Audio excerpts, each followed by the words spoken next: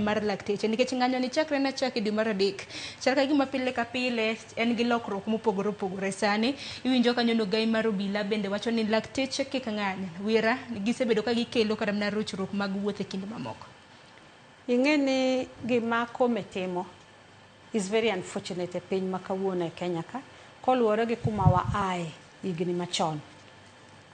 Ng'at ka ng'ato nigi ratiro mar ng'anyo, ochakre pasta, ochakre jayueche yodi, ochakre daktari gi ng'ata ng'ata, en ratiro mare kendo constitution ondiko. Komitiyo gi constitution moro moko mar Kenya nikech kata ndalo man wang'anyo kaka jo Azimio be nokonowa ni waonge ratiro. Ka jo siasa onge ratiro, civil servants onge ratiro, kare ng'ama nigi ratiro. To ka ok otang' kata polise go biro chako andamana nikech oketo polise gi tich matek. Polis no miketo ni mondo kawuono dhi ogo tear gas dakteche, ing'eno we min gi, waygi, dagi, jirande ka tuo. Oneno ka jirande nyotho nyoro nikech nyodhi osiptal ok oyudo yath. Yore no dhi ogo tear gas. What are you trying to do? Chiwacho bende ni ng'amo dhi ng'anyo, ng'ani ok keth gimoro, dakteche are very peaceful. Ena wer magiol kendgi. Onge gir ng'ato magiketho, giting'o tesegi, they are professionals, mosomo moloyo kome no. Most of them man kanyo matendo be mo kata ike, osomo maloye. But I think the government emo felowa. The government nitie category, ng'eni an kaka ja siasa ka wuok na dhi ng'anyo. Government nyalo ignore.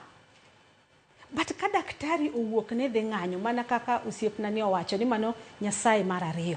Professionally, that is the first person you should sit down with to discuss what are your issues. Can I handle them or not? How can we handle them? But what has the government done? Chakre gi minister margi na kumicha to gi president mar Kenya ka gibolo wach ne jogo, gibole liete, gibole rally wi gari, kar mondo gibed piny gi jogi gipenj to gik muwacho gi wanyalo timo gi nang'o. Asayo government chuth. In fact ng'anyo na en ratiro mar dakteche kendo ada wuok ka adwa dhi join gi.